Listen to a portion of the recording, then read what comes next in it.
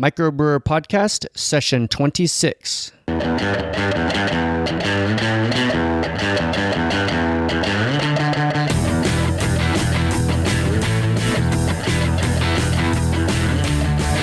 Welcome to MicroBrewr Podcast, going deep to get inside the craft beer industry and inside the heads of people who work there. Here's your host, Nathan Pierce. Welcome to MicroBrewr Podcast. We talk about everything craft beer related with a focus for people looking at starting their own microbreweries or wanting to take their existing breweries to the next level. I'm your host, Nathan Pierce. Thanks for listening, everybody. If you enjoy listening to the show, please subscribe in iTunes or Stitcher. And while you're in iTunes, please leave a review. KM Jordan left a review on September 5th. KM Jordan said, "Just listening to the podcast makes me thirsty. I'm on the way to the fridge right now for a nice cold homebrew. Thanks for the inspiration." Yeah, that's pretty awesome that you homebrew. It'd be cool to hear more about that. Feel free to send me a message on the webpage or on Twitter or whatever. And also on September 5th, Uper Smith left a comment in iTunes. Love MicroBrewr. Love IPA. Stone Brewery is like church for me. I used to homebrew. Maybe I'll start again. Great show. Stone Brewery. Love it. Especially being from California myself. We all love Stone Brewery, but especially if you want to start homebrewing again, that's rad to hear that the podcast is inspiring you. And I really encourage you to do that. It's a lot of fun. I've had the opportunity to do it a few different times with a couple different friends. And then the next day on September 6th, fearlessmindspodcast.com left a message in iTunes, a one-stop podcast for anyone interested in microbrewing. Everything anyone needs to know to build a successful microbrewery or pub. The marketing, branding, and social media info can be applied anywhere. Great stuff from Cole A. Hatter. So yeah, I guess Cole Hatter was looking at the website where there's, in the blog section, a few different articles about marketing and branding. And a couple of the earlier podcasts were about marketing too. The episode 2 was about using a flagship beer to build a brand. That was with Alamo. And episode 3 was about the power of a story with Edelbert's Brewery. And of course, if you haven't signed up for the email list, right when you log into the website at microbrewer.com, at the very top, there's an opportunity to get the book about social media marketing for your brewery if you join the email list. So thank you everyone for leaving comments in iTunes. That's awesome. Other listeners, please leave a review and a rating. The feedback really helps me to make this podcast better, and it helps with searches too, to make sure we show up when people are looking for podcasts in iTunes. So if you want a link to iTunes, go to microbrewer.com/iTunes. In this episode, I talk with Paul Benner from Platform Beer Co. in Cleveland, Ohio. Paul already owned the Cleveland Brew Shop for 2 years, and then he got together with, I think, his friend and his partner who owns JC Beer Tech. It's like a beer line cleaning company. And they started Platform Beer Co., which is a microbrewery, and it's a tap room. It's modeled after what Paul says West Coast style tap rooms that he loves. So some of the articles that I found online about Platform really emphasize that there's no liquor, no wine, no bottled beer, which is pretty common, I guess, for me living on the West Coast. I just thought everybody had something like that. But they're really trying to break into something new in Cleveland. And most interestingly, Platform Beer Co. is also a brewery incubator. Like other business incubators, they're trying to get breweries off the ground. So it starts with an apprenticeship program and it just goes through the whole process. It's a 12-week program and they have an application process and whatnot. So for the person that they choose, they'll get to apprentice with their brewery and work on the business plan, designing the logos, find financing and everything. Paul's definitely going to go through all the details more in this episode. I hope you enjoy it.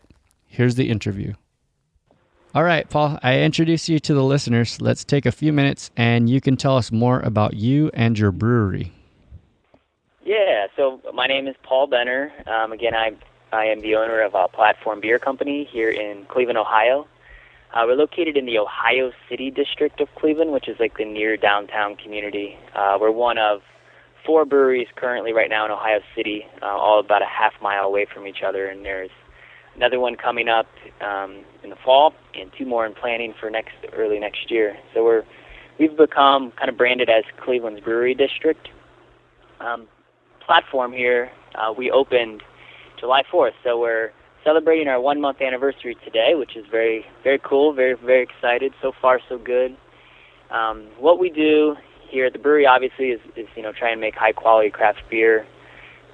We don't have a kitchen on site, so we have outside vendors that come in every night for food options. We have food trucks that we partnered with. We're very much trying to emulate some of the West Coast taproom and tasting rooms that I love and have come familiar with. The other piece that really makes Platform unique is that we're running a brewery incubator out of our space, and how that works, and maybe we'll get a little bit more into detail, but just 30,000 feet view of it. We have one person, an accomplished home brewer, every 12 weeks go through kind of an apprenticeship here where they get to train on our commercial system with our brewmaster.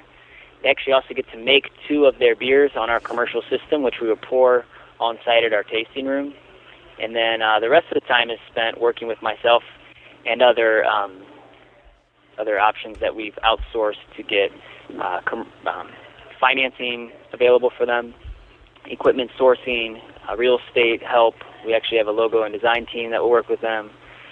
We help them create a business plan, kind of tread through the regulatory issues, and really just do everything that they need to do to be prepared to potentially start a brewery once they're done with our program. And then we are also finding that we can hook them up with investors to maybe help them find money to do so. So that's kind of a long introduction, right? Sorry, Nate. But get me on a tangent and I just go. No, that's great. I wanted to talk to you about that incubator process because that's something that's really unique. And incubators are popping up all over the place, but I think this is the first one that I've heard about in the beer industry, specifically incubating breweries. And it sounds like you're really like walking hand in hand with somebody as they go through the process of getting started. Yeah. As far as we know, it's the only program that exists in the country like this. And I know there's like some co-op setups where, multiple breweries work in the same space, but as far as like a hands-on incubation training program where we, like you said, kind of work with them hand in hand to help them start a business is unique. I don't know too much about the whole incubator situation. I don't know if it's as involved as it sounds like you guys are doing. But right away, I'm really surprised and stoked to hear that so many breweries are in downtown Cleveland, and I'm wondering if there's any concern about even creating more competition. Yeah, and we get that question a lot, but to us it's kind of, and I don't want to offend you or anything, but it's kind of a short-sighted way of thinking. I mean, right now we only have, about 8 to 9% market share for craft beer, so it's still tiny. I mean, and we kind of see the growth in brew pubs and small setups, and those guys aren't trying to steal. When you start up, they're not trying to steal shelf space at your local grocery store or liquor store. I think we're moving to more of a reverting of pre-prohibition times where there were neighborhood breweries that you supported, where 100% of their production was sold in-house. And think about it, there's bars on every corner in Cleveland. There's bars on every corner in every community, and why couldn't a handful of those produce their own beer rather than buy it from another bar or another brewery? And we also think of, at least here in Cleveland, as this is a very unique community and very unique industry where we don't feel like we're competitors. We work together, we collaborate, we do brewers events together. It's kind of like a rising tide situation where everybody continues to grow, nobody falls behind. And it's almost like a duty to help out that next guy, because I don't care what anybody says, you got help if you started your own business, and particularly if you started a brewery. Somebody other than yourself was a major influence there. So it's kind of our way of giving back. Totally. You couldn't have said it better. A rising tide raises all ships. Sure.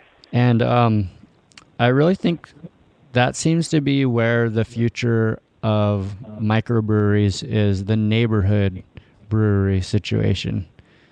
It seems to be, I haven't seen specifically any stats on this from the Brewers Association, but it'd be interesting to know, of the breweries that start each year, which ones don't really have aspirations of being a regional brewery or even packaging for that matter. They just want people to come to their location only. It seems like it's a pretty high percentage. Yeah, it'd be tough to tell just because they're all so new. They don't really have a choice yet before they're producing for distribution. But I see that's where it's going, and those seem to be the kind of places that can afford, because they're doing smaller batches. They can afford to try more interesting, creative things than somebody's doing a 30-barrel batch. And if the beer sucks, they got to pitch it. If you make a 3-barrel batch, you pitch it. It's not a big deal. Chalk it up to research and development. So your apprentice program is going to be working off of a 3-barrel system, and you have a 10-barrel system that Platform Beer Company uses? Yeah, that's correct. So our 3-barrel, we also use in production as well, the 3-barrel, just for one-offs and interesting stuff.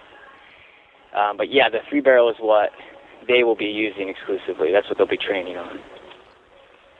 So you're only doing one apprentice at a time. How are you going to, I'm sure you're going to have tons of applicants. How do you weed those out? How are you going to choose?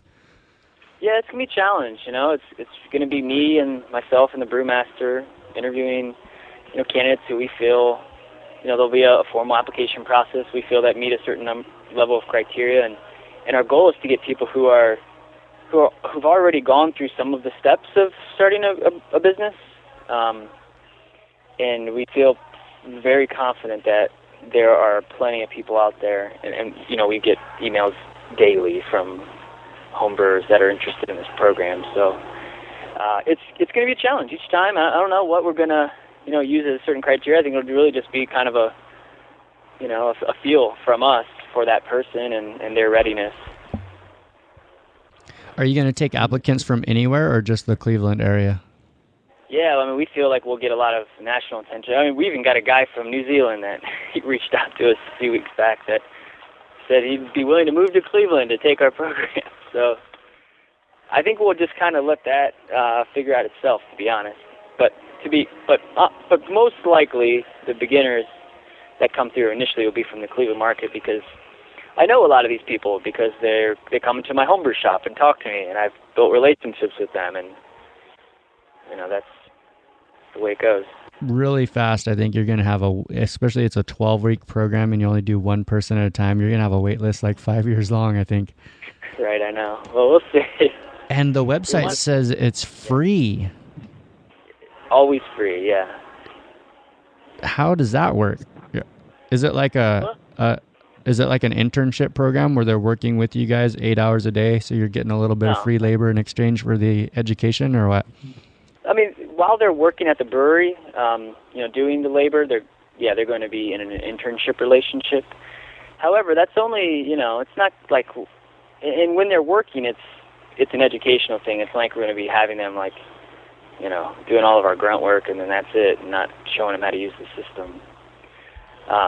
But the way that we've worked it out is all of the beer that's produced by them, that batch, under the supervision of our brewmaster, will be sold on site here at the brewery, and then we'll keep all proceeds of that.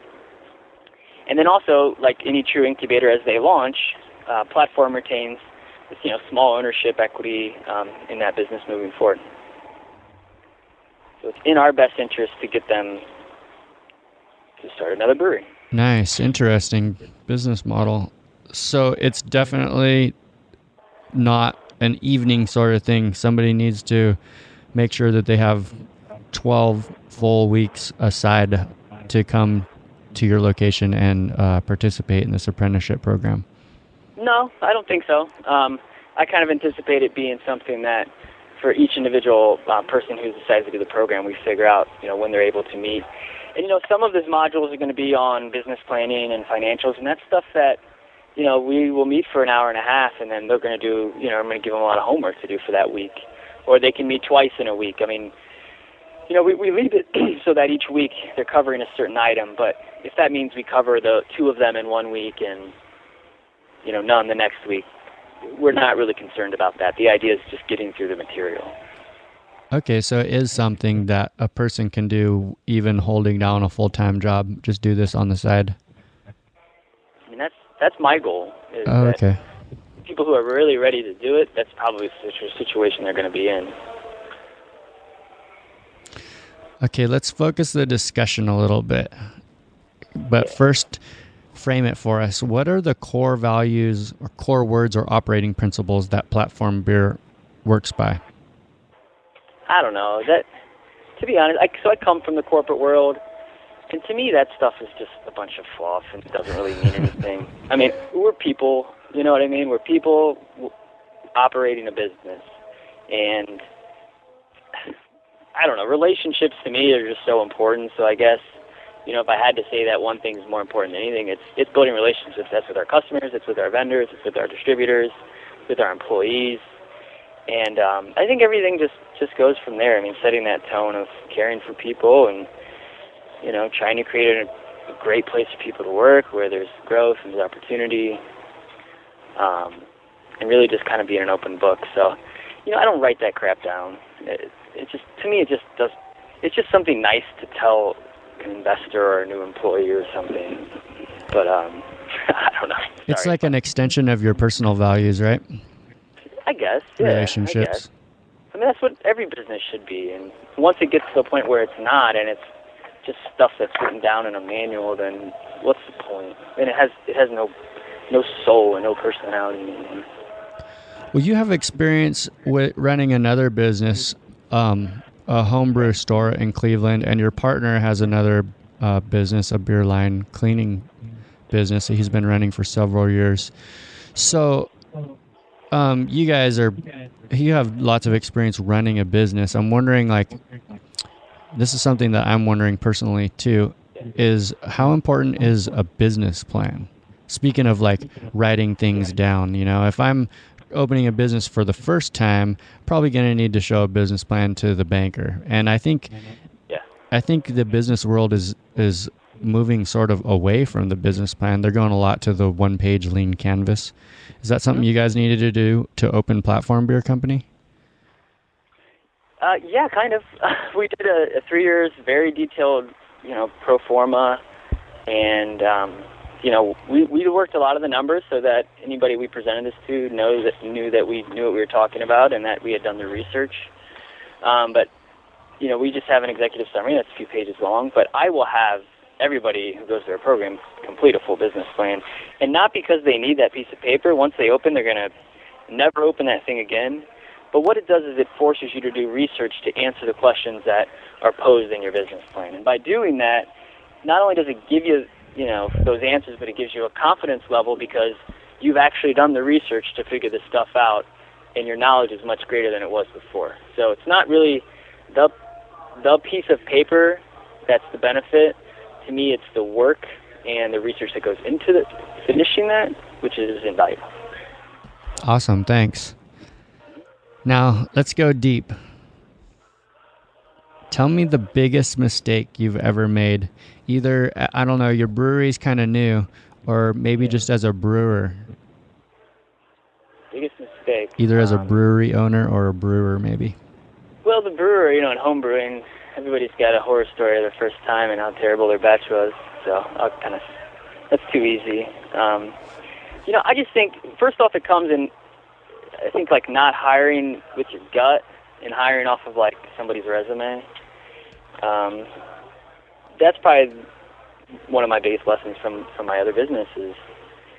Again, going back to that relationship and how important that is to me, and overlooking that and hiring somebody because they have a little bit more experience or they're referred to me by somebody that I trust.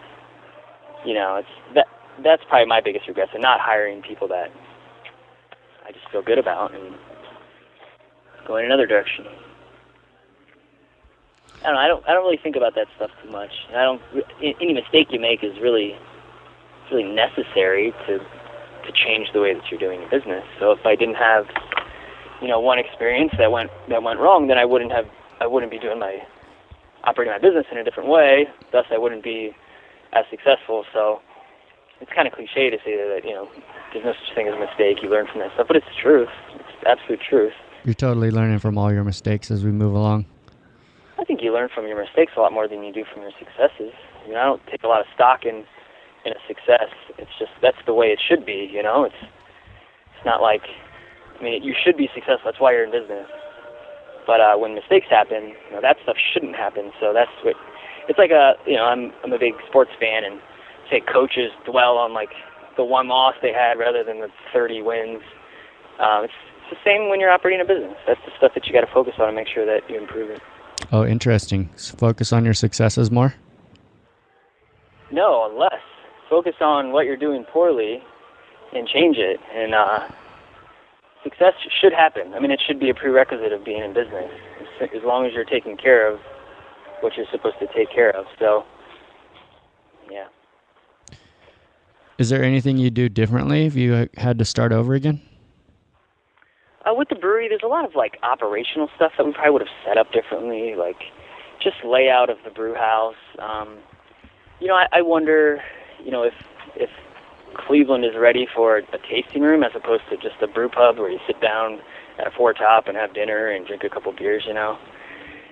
So we're kind of reinventing. We're the first people in the city to do this, so you have to educate your customer base on what we do here. And we don't serve wine, we don't serve liquor. So again, it's just it's not something that I regret, but I think we'll see how long it takes people to embrace that concept. What's the best idea you've ever had for your business? Well, I think the incubator idea is what is going to make us, an interesting place. That's why I'm talking to you today. It's not because I opened a brewery. There's hundreds of breweries opening this month in the country, but you called me because of the incubator program, I'm assuming, right? Well, it was interesting that you're kind of a brewery and an incubator, too. Yeah. The incubator certainly is unique, and it's sure. Totally it's totally sparking lots of interest. Yeah, and to me, that came from working at my homebrew shop, and every day, building these relationships with people that are just obsessed with brewing, and it was like, I would do anything to go pro in this, and I kind of, it just got me thinking, there's not a whole lot of hobbies out there where if you're a master at it, that you can't monetize.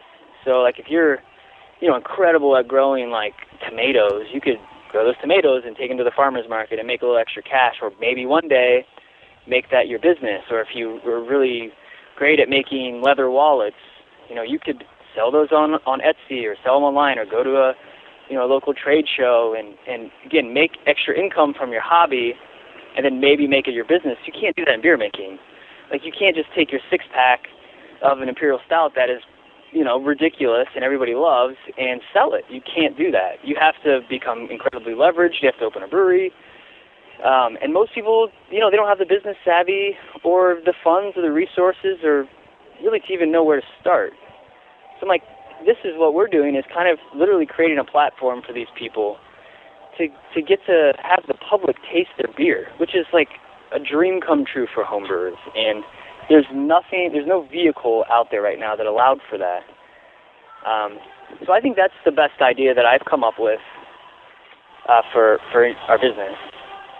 So many people that I talk to just in interviewing for this podcast, they say that good beer isn't enough. You also got to be able to run a good business. And you guys are definitely going to be giving your apprentices a leg up on that.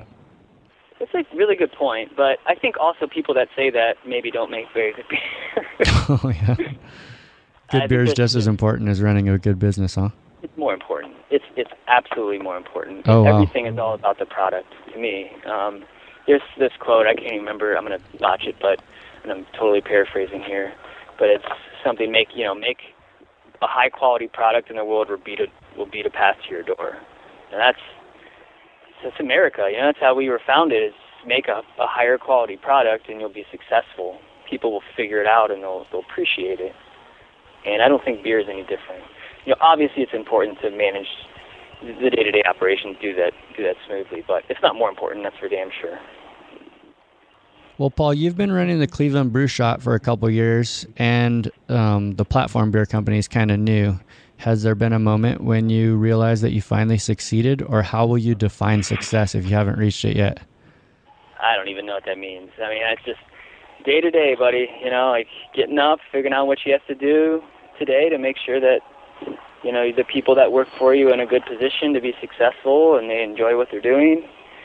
I mean, I don't know. I don't even know what that means.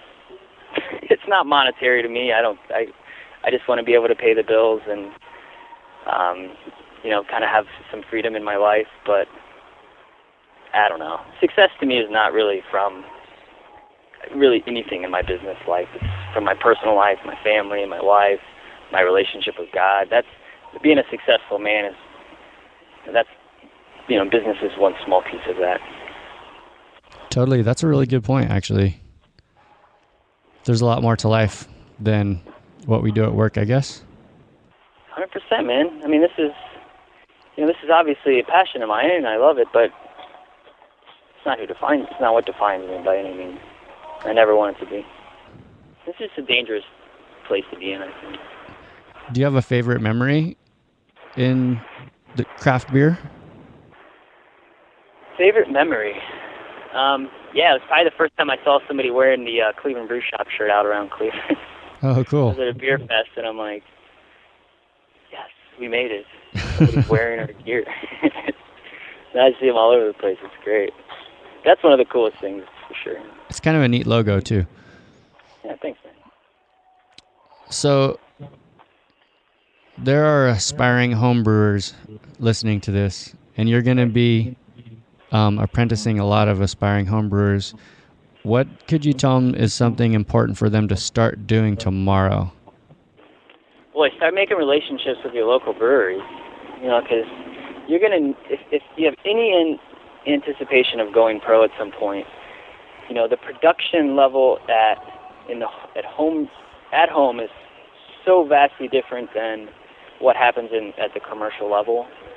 A good working knowledge at home is a great start, but boy, if you could get a relationship where you can volunteer a little bit, or even, you know, observe on a couple brew sessions, or, you know, haul some kegs around or clean some stuff for them, man, that experience is invaluable.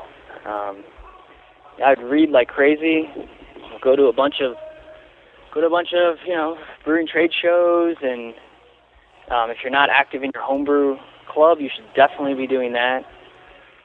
And yeah, just try and perfect recipes too. I feel like, you know, some of our customers, they just want to try something new every time, and but there's no better way to really know that you're technically, you know, doing a great job other than, like, you know, brewing 4 of the same batch and make sure that they come out, you know, very similar. I think that's a really good training opportunity. So there's a few things, I guess. Well, now we have a question from one of our listeners, Corey Waller, who asks, what's your favorite beer to drink? My favorite beer to drink? My favorite beer to drink is the beer that I've never tried. Always. Okay? I would rather go in a bar and order something that I've never had than my favorite beer. That's easy. So you have a favorite beer. Okay. So if I had to answer this question, let's see. No, you know, I don't have a favorite beer. You know, I like variety. I think that's true in what we do in our tap room here, the way that we brew, the styles we brew. You know, I like variety. I think that's fun. That's what's so great about beer, and what people don't understand is there's so many more opportunities to make interesting styles and different examples of stuff, and people's thirsts are still going to be there. Yeah, I like variety too. I like to change it up. I went out yesterday and had a beer I never had before. Yeah, I mean, in the summer, I wouldn't drink, you know, an Old Curmudgeon. You know, I I don't want to drink that beer. So I can't really say that like one beer is my favorite, because every month it's, my tastes are different. All right, now it's time for happy hour. The next set of questions they're a little bit lighter. We're going to get to know each other better, have some fun, and get inside the industry. Are you ready, Paul? Sure, let's go, man. Cans or bottles? Cans. No doubt. What's the most challenging beer you've ever made? Most challenging beer? Probably my first Berliner Weiss at home. If you're going to make a 5-gallon batch at home this weekend, what beer would you make? This time of year, I'd probably want to get something that's a little more like malt forward, but not yet in October. Nothing pisses me off more than our seasonal beers that come out like 3 months too early. So maybe I'll do like a Bach and let it lager like 8 weeks or so. Tell me one beer style that you think will be gaining more attention. Definitely sour beers, no doubt. A lot of people are saying that. Yeah, I mean, that's a no-brainer.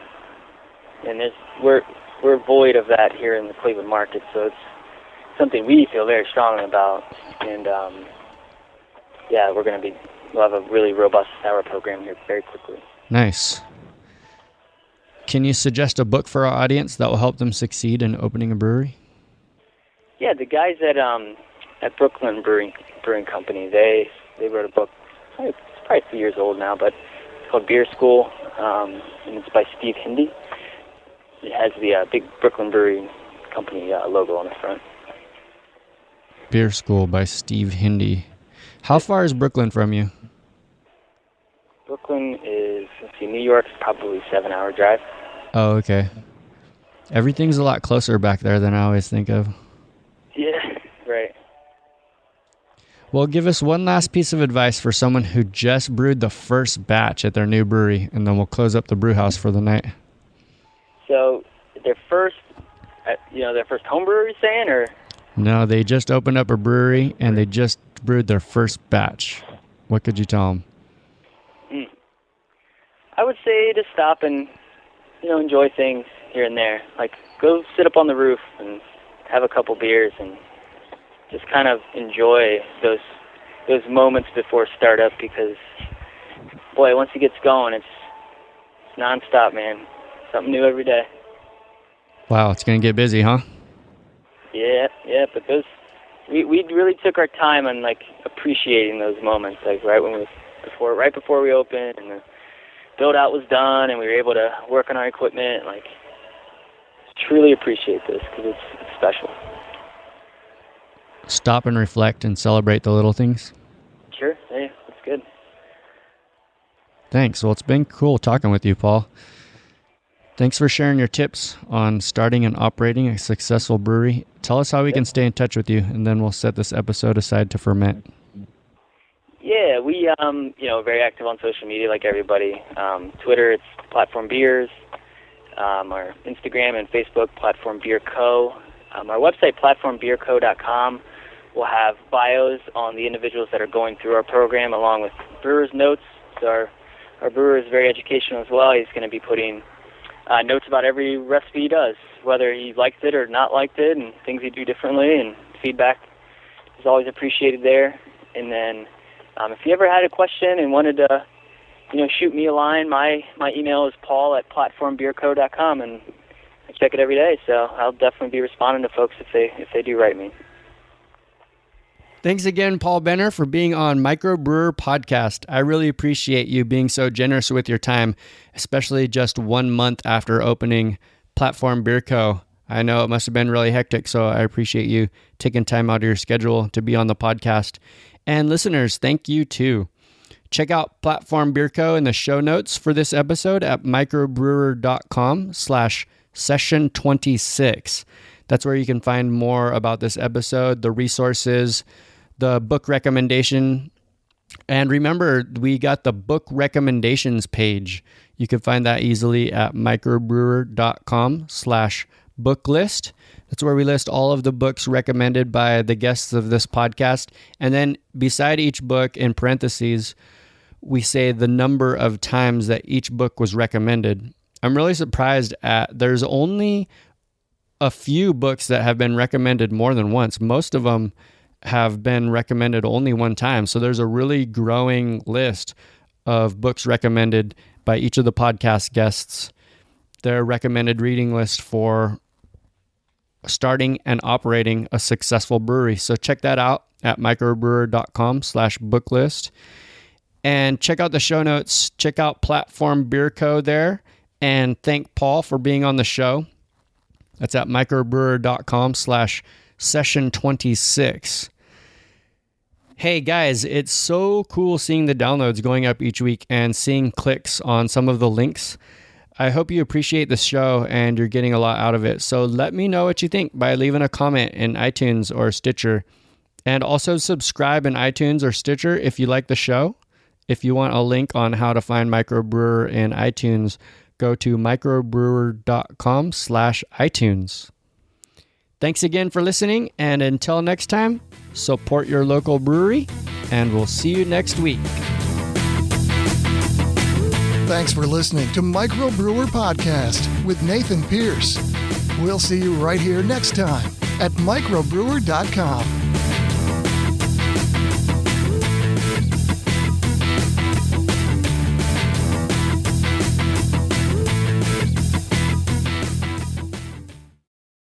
If you want more resources for starting a craft brewery, check out microbrewer.com, microbrewer.com. If you want to become a Cicerone certified beer server, check out beerexamschool.com for free study guide and flashcards for the certified beer server exam.